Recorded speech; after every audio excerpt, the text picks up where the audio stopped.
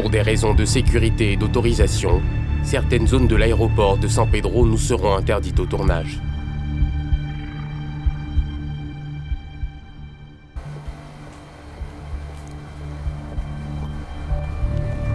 Nous sommes à l'aéroport de San Pedro.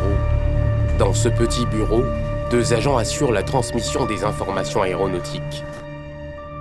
Alors, la tour, c'est le bureau des pistes. Nous avons un plan de vol. 2 Fox adressés à San Pedro, Zulu Papa, Zulu X-Ray, San Pedro, Zulu Tango, Zulu X-Ray. C'est le plan de vol de Air Côte d'Ivoire 034, India Sierra. Un travail délicat qui doit se faire avec précision, car la moindre erreur peut être fatale. Et ici, notre travail est de vérifier, de recevoir d'abord le pilote, vérifier, lui donner le formulaire de plan de vol, parce qu'avant d'effectuer un vol, il y a des informations qu'on doit renseigner sur un formulaire. Donc on lui donne ce formulaire, il renseigne ce formulaire, il nous donne le formulaire, nous vérifions. Et quand nous vérifions que nous rendons compte que toutes les informations inscrites sur ce formulaire sont conformes, nous transmettons ces informations aux organismes censés recevoir ce vol. Il est 15h, les premiers passagers du jour arrivent à l'aérogare. Un vol est prévu pour 16h30. Ce couple, qui vient de passer un séjour touristique dans la belle cité de San Pedro, attend son vol pour rentrer sur Abidjan. C'est une visite d'affaires ou... Un peu de tout, une découverte. Une découverte, effectivement. On va dire ça comme une ça. Découverte, ouais. Un tourisme. Voilà. C'est ça. Et vous avez apprécié ce que vous avez vu? Oui, dans l'ensemble, San Pedro, Grand Bérébi, toute la zone est vraiment une zone magnifique. Je conseille vivement les personnes qui ne connaissent pas cette région de venir jeter un coup d'œil. Et puis voilà, on a vraiment apprécié, c'était pas mal. Le couple veut rentrer au plus vite à Abidjan, d'où le choix de l'avion. Car le trajet par la côtière, lui, peut prendre jusqu'à 8 heures. Déjà, moi, je ne supporte pas les longs voyages. Donc, par l'avion, je sais que j'ai vu le temps, c'était pas très long, donc monsieur a préféré l'avion. Mais moi-même, il sait que je ne supporte pas les longs voyages. Voilà. Et puis, j'ai aussi entendu que la voie terrestre n'était pas du tout bonne. Voilà. Donc,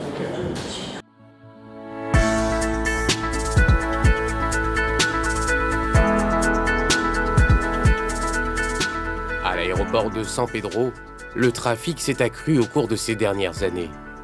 Touristes, hommes d'affaires, personnalités politiques, tous utilisent majoritairement le transport aérien.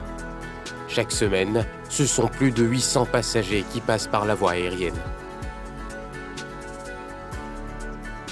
Pour sa première fois, ce touriste se dit satisfait du service, lui qui auparavant empruntait la voie terrestre pour se rendre à San Pedro. Habituellement, je ne prends pas l'avion. Cette fois-ci seulement, j'ai décidé de prendre l'avion et je ne regrette pas. Et pourquoi? C'était chap-chap. La côtière, là, c'est gâté. Ça fait longtemps qu'ils n'ont pas réparé. Pourtant, on pourrait prendre 3 heures pour venir ici. Hein. Et là, vous avez pris combien de temps? On a pris 45 minutes.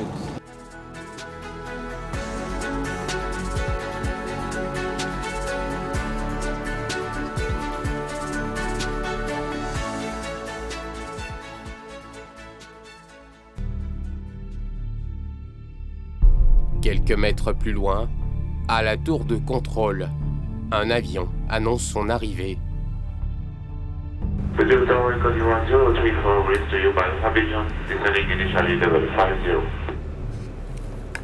Air Côte d'Ivoire 034 San Pedro, Roger. Descent at indiscretion to flight level 050, next call approaching. Descent at discretion level 50, call you approaching Air Côte d'Ivoire 034.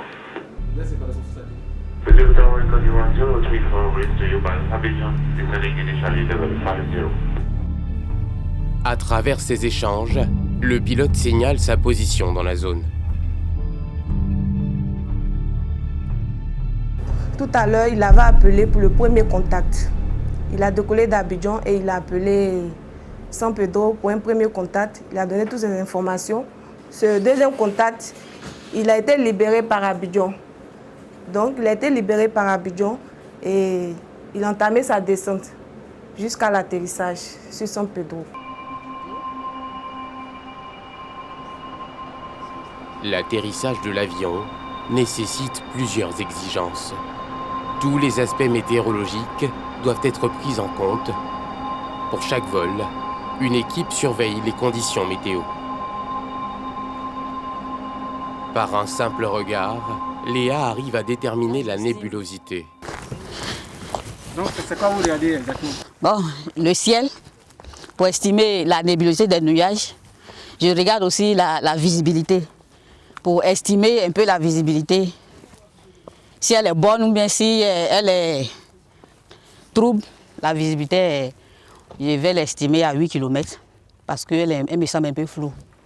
Voilà, donc je l'estime à 8 km parce que ce matin, il y avait la brume humide, ce qui avait un peu réduit la visibilité. Sinon, quand la visibilité est totalement bonne, on l'estime à 10 km et plus.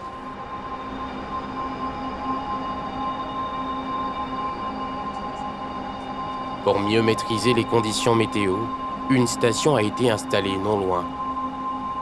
Ces appareils permettent de déterminer les valeurs telles que la température, la pression atmosphérique, la vitesse et la direction du vent, la pluviométrie, la hauteur et le type de nuage, le point de la rosée, ainsi que la visibilité, des éléments essentiels pour la réussite d'un vol. Cette station est reliée directement à l'ordinateur de Léa et donne en temps réel des données météorologiques fiables. Ce que les informations que nous apporte la station automatique, la température de l'air, la température à 10 cm du sol, 20 cm, 50 cm et 1 mètre que j'ai montré là-bas. Et que la station automatique aussi relève. Voici ça qui nous est donné ici. Une partie de ces données est transmise à la tour de contrôle et aux pilotes. Ces dernières permettent aux pilotes de prendre toutes les dispositions nécessaires pour le vol.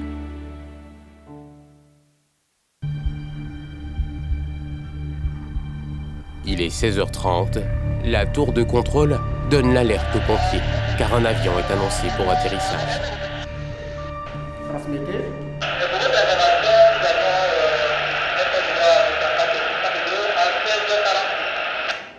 « 16h46, bien coupé. » L'équipe se met en branle.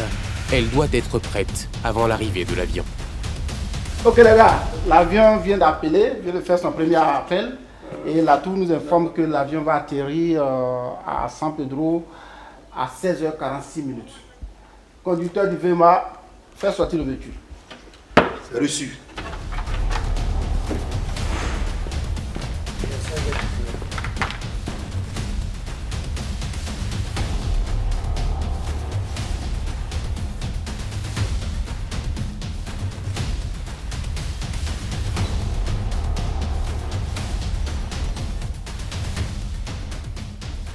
Les pompiers vont se positionner à quelques mètres de la piste d'atterrissage. Se tenir prêt à tout moment, porter assistance aux personnes en cas d'incident. Voici les missions premières des pompiers. Là, le contrôleur est en contact avec l'aéronef. L'aéronef va se poser en 21 tout à l'heure, d'un moment à l'autre. Parce que normalement, il faut être là 15 minutes avant pour être prêt, voilà, à intervenir en cas de situation extrême.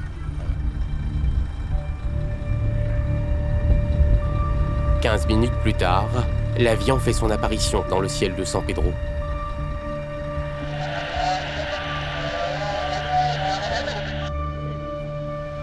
Quelque temps après, il se pose enfin. L'équipe des pompiers observe ses mouvements. Dans mes objectifs, je suis tenu d'assister à tous les décollages et atterrissages. C'est l'un de mes premiers objectifs en tant que chef d'unité pompier. Donc, je suis présent à tous les atterrissages et au décollage. Aucun incident à signaler. L'avion a réussi son atterrissage. Les pompiers l'accompagnent sur le tarmac. Très actifs sur les pistes d'atterrissage, les pompiers rassurent les usagers de l'aéroport par leur présence. Ce sont eux qui veillent à la sécurité des personnes et au respect des règles de sécurité, notamment dans les zones à risque.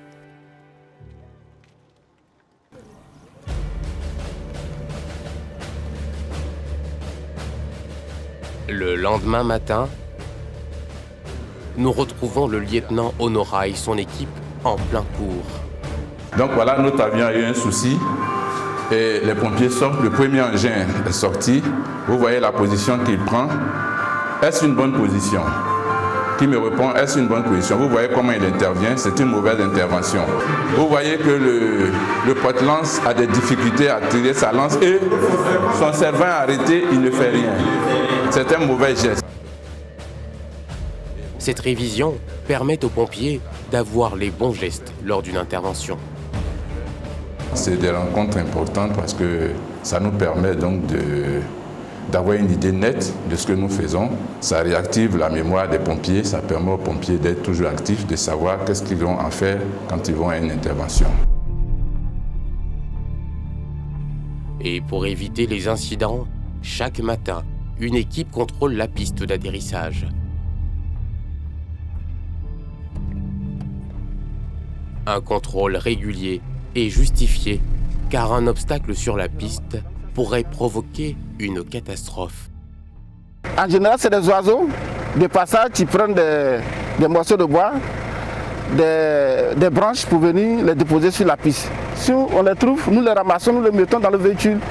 Si nous les mettons au bord, ils vont venir prendre encore les mêmes sacs pour les déposer sur la piste. Pour éloigner ces animaux de la piste, les pompiers multiplient les visites. Un travail quotidien qui demande beaucoup de vigilance. Les 3 km de piste rénovée de San Pedro vont passer au scanner. Tous les obstacles ont été enlevés. À la fin de la visite, le sergent Apollinaire fait le point au bureau de piste. Kofi? Oui. Bonjour, ça va? Bonjour, ça va bien. On dit quoi? La journée se passe bien? Oui, très bien. Je peux avoir le compte rendu? Ou sur la piste, nous avons ramassé quelques brindilles, quelques morceaux de bois, des cailloux. Donc, il y a présence de RFD? Justement. Voilà. Ces informations seront également transmises à la tour de contrôle. Mais le travail n'est pas encore terminé. Dans quelques heures, une autre visite de piste sera programmée avant l'arrivée de l'avion.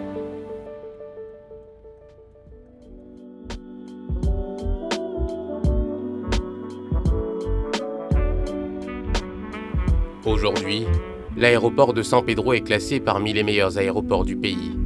Sa réhabilitation a commencé en 2018. Coût du projet, plus de 14 milliards de francs CFA. Notamment avec une nouvelle piste d'atterrissage et d'autres projets en cours de réalisation, comme la construction de l'aérogare. D'ici quelques années, l'aéroport de San Pedro pourrait se classer parmi les meilleurs aéroports de la sous-région. Le trafic pourrait même tripler selon les estimations. Il faut noter qu'à San Pedro, on a un port autonome qui draine beaucoup d'activités, beaucoup de monde. Et en même temps, la ville de San Pedro est une ville touristique, par ce qu'elle présente comme les lagunes, les plages, par exemple Monogaga, la baie des Sirènes. Donc il y a l'aspect touristique et il y a l'aspect économique par le port, ce qui fait que les avions arrivent ici à flot. Sa gestion, ainsi que celle des aéroports des autres villes de l'intérieur du pays, a été confiée à la Sodexam. Cette entreprise assure donc le contrôle et le suivi. En 2019, le transport aérien en Côte d'Ivoire a connu une hausse de 5,4% pour 1,5 million de passagers.